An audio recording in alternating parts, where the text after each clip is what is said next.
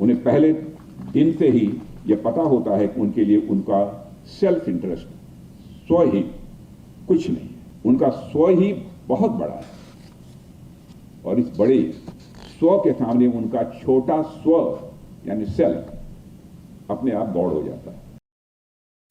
देवी और सज्जनों, कई बार अपने सैनिकों को देखकर मैं स्वयं रक्षा मंत्री होते हुए भी आश्चर्य में पड़ जाता हूं।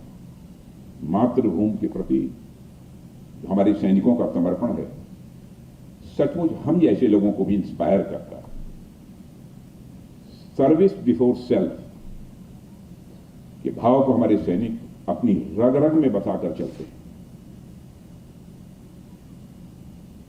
और एक आम आदमी होता है, उसके जीवन में सबसे पहले वह अपने से जुड़ी चीजों के बारे में सोचता है, अपना सुख, अपने परिवार का सुख, उसकी सुरक्षा।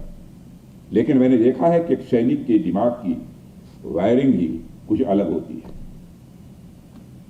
उन्हें पहले दिन से ही यह पता होता है कि उनके लिए उनका सेल्फ इंटरेस्ट, स्वहित कुछ नहीं, उनका स्व, उनका सेल्फ, उनकी पलटन, उनकी रेजिमेंट है, उनका देश है और उसकी सुरक्षा है। उनका स्व ही बहुत बड़ा है और इस बड़े स्व के सामने उनका छोटा स्व यानी सेल्फ अपने आप गौड़ हो जाता है। आप सबने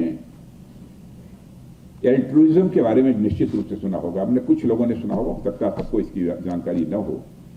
इस विचार के तहत यह माना जाता है कि जब एक इंसान किसी बड़े उद्देश्य के लिए यानी राष्ट्र की सुरक्षा जैसे उद्देश्यों के लिए जीता है तो कई बार उसके मन में मृत्यु का भय भी पीछे छूट जाता है। हमारे सैनिकों में मुझे यही भावना देखने को मिलती है और इसके अनेक उदाहरण हमारे आसपास आपको देखने को मिलेंगे। आज जिन सैनिकों का अथवा जिन सैनिकों के परिवार के सदस्यों का हमका सम्मान मिला है, सब इसके एक मिसाल है, एक उदाहरण है।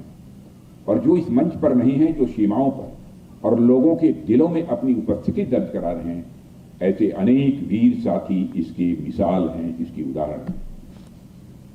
मेजर सोमनाथ शर्मा, नायक जगन्नाथ सिंह, वीर अब्दुल हमीद, कैप्टन विक्रम बत्रा, इन सब के किस्से बहुत सारे हमारे छोटे छोटे बच्चों की भी जुबान पर है। दिल मांगे मोर, कैप्टन विक्रम बत्रा का वह संदेश आज भी हर भारतीय की जुबान पर है।